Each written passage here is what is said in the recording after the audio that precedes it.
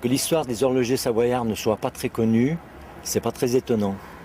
Au-delà de la mémoire paysanne ou de la mémoire touristique qui est très souvent mise en avant aujourd'hui pour présenter la Savoie, ce qu'on oublie très souvent de signaler, c'est l'importance de cette mémoire ouvrière, de ces gens qui, au fil des derniers siècles, ont bâti le pays, façonné la pente, ouvert des routes, construit des barrages, bâti des usines, pour faire ce que la Savoie est aujourd'hui et qu'on oublie très souvent de démontrer au profit d'une image beaucoup plus touristique de stations de sport d'hiver ou de produits autour du terroir.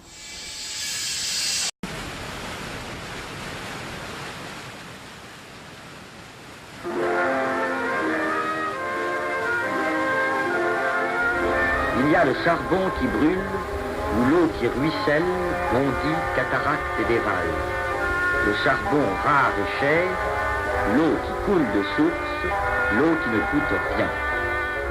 Un beau jour, les hommes se sont dit que toute cette eau pouvait devenir de l'électricité, à condition de la forcer, de la contraindre, de lui barrer la route.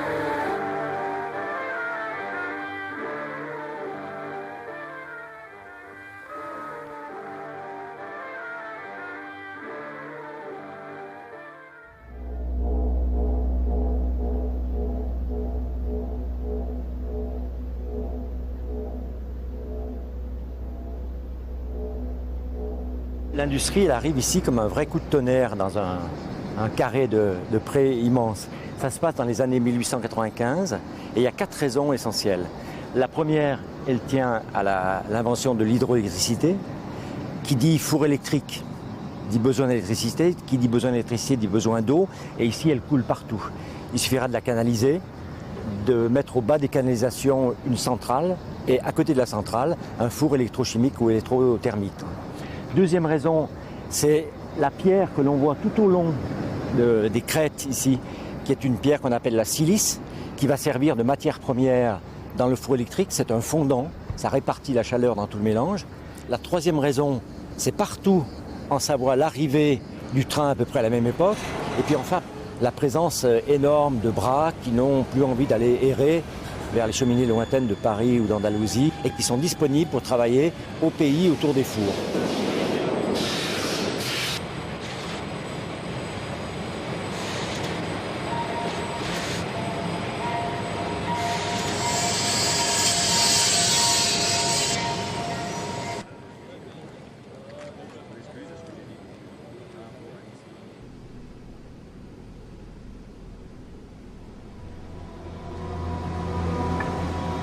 Vous avez remis le bleu de travail là, Roger? J'ai remis, oui, c'est vrai que ça me fait un peu bizarre, mais enfin bon. Comme je dis, vous savez, la vie, c'est un livre. On tourne les pages, mais de temps en temps, ça fait du bien de revenir sur un chapitre qu'on avait un peu oublié. Et aujourd'hui, c'est ça. Alors j'ai revêtu la tenue. Oui.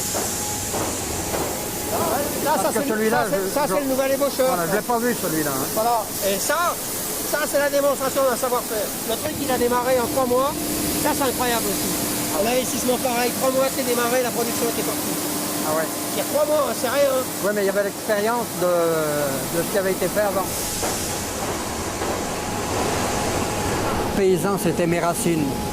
Partir de la montagne, venir ici, c'est difficile, il ne faut pas croire. Hein. Mais j'ai eu la chance de comprendre avec eux ce que c'était que cette vie ouvrière, que j'ignorais totalement avant. Vous vous imaginez, quand vous entrez dans un atelier pareil, au début, c'est un vrai capharnaüm d'outils, de machines, de ponts qui s'entrecroisent, de bruit. C'est presque effrayant, si vous voulez. Puis ensuite, on s'intègre dans l'équipe. On apprend à travailler. On apprend à ne rien toucher sans avoir une approche de la main. Et quand on arrive, on ne sait pas ça. On a tendance à vouloir toucher et c'est là qu'on se brûle. Il y avait un savoir-faire. Il fallait commencer au début tout à fait au bas de l'échelle, si vous voulez, et puis petit à petit apprendre à forger, apprendre la métallurgie, tout apprendre. Et ça a été pour moi une richesse. Ça m'a permis de mieux intégrer, si vous voulez, aussi les valeurs ouvrières. Parce qu'il y en a, notamment dans les ateliers à chaud, où c'était difficile, où l'homme se mariait plus ou moins avec l'acier, la chaleur, le feu, l'eau et le bruit.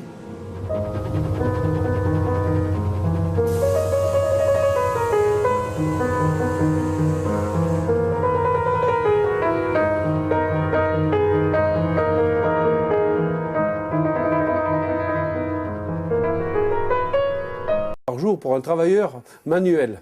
C'était ce qui était conseillé par la médecine de l'usine.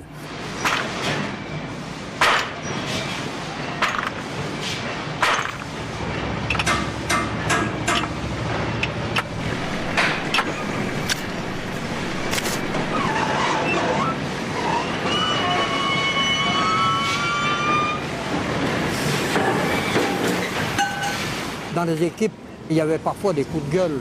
Mais si vous voulez, en dehors de ces coups de gueule, il y avait un esprit d'entraide qui était particulier, que j'ai apprécié dans le monde ouvrier.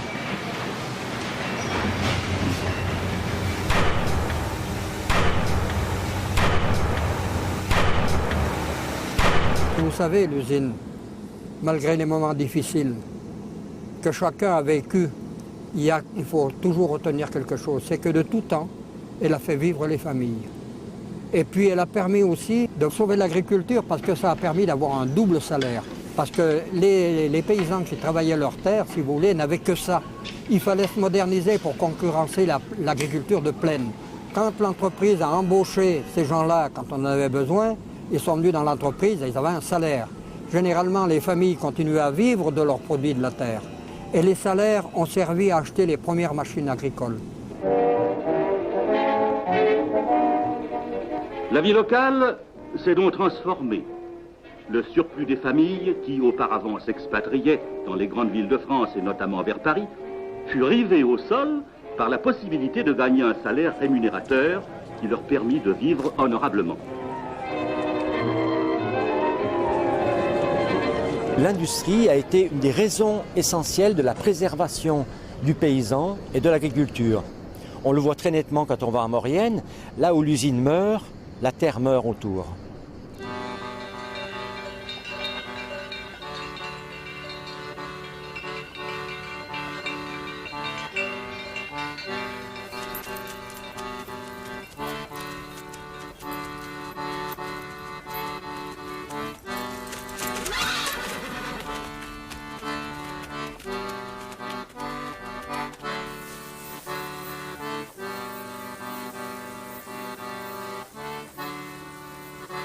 Le paysan et l'ouvrier, la terre et l'usine.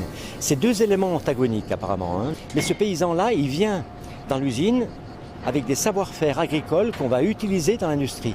J'ai toujours été frappé par le fait qu'il y a une proximité très grande entre fabriquer un Beaufort et fabriquer un lingot d'acier. C'est une question de dosage, une question de température, une question de mélange, et on est frappé par l'habileté reconnue par les patrons locaux de ces paysans à déterminer la qualité d'une pâte d'électrode, proche de la détermination d'une pâte de Beaufort.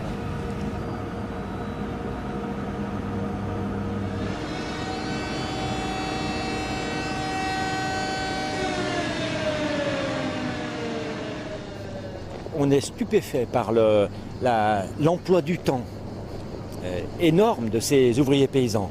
Ces ouvriers paysans se levaient là-haut dans les petites aurores, 2 heures du matin, descendaient dans toute la forêt qui est ici, 2 heures de marche à pied très souvent, ils sont à 12 ou 15 km de l'usine, rentraient à l'usine pour y travailler à 4 heures du matin dans des conditions qu'on imagine bien différentes de celles d'aujourd'hui, en ressortaient à midi, remontaient ces 2 heures de chemin et se remettaient au travail de la terre. Et j'aurais peut-être moins la bourse.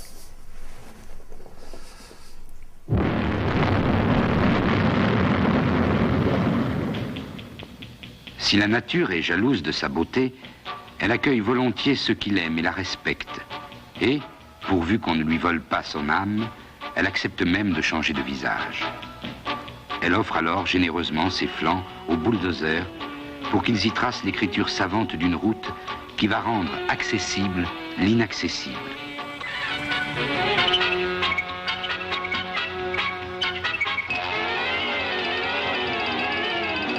Pendant ces 30 glorieuses, la consommation progresse d'année en année. La voiture se démocratise et les hommes s'évertuent à franchir de nouveaux cols, ouvrir de nouveaux axes, en tentant de vaincre les barrières naturelles que représentent ces montagnes. Des milliers d'hommes vont construire, et construire encore, des routes, des ponts et des tunnels.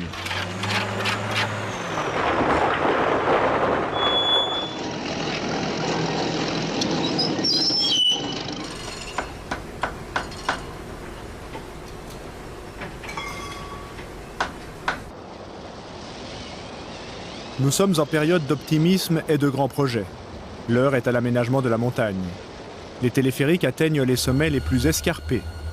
L'homme se hisse de plus en plus haut, grâce à l'ingéniosité des concepteurs, mais aussi grâce à la robustesse et à la force de ces ouvriers des airs.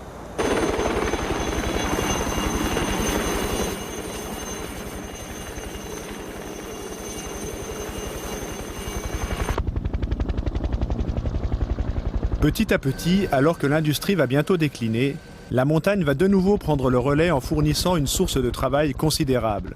L'économie touristique hivernale de masse pointe son nez. C'est la grande période du plan neige. Partout, la montagne se couvre de remontées mécaniques et d'immeubles flambant neufs.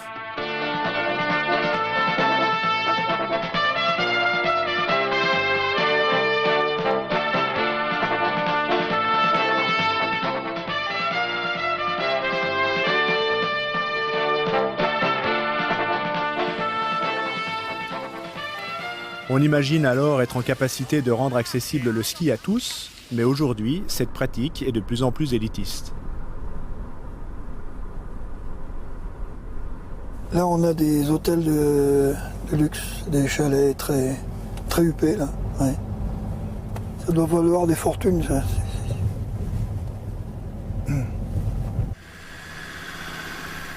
Voilà, et puis on a un 5 étoiles. C'est des gens qui doivent venir du monde entier et ils sont toujours pleins, quoi.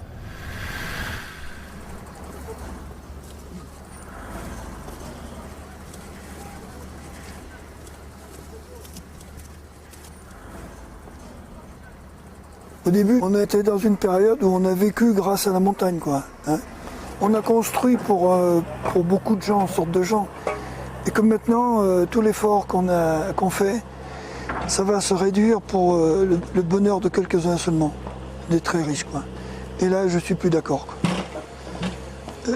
On met l'intelligence humaine, le fort de l'être humain, tout son génie au service d'une petite catégorie de gens dans ce monde. Et là, on est en train de faire fausse route.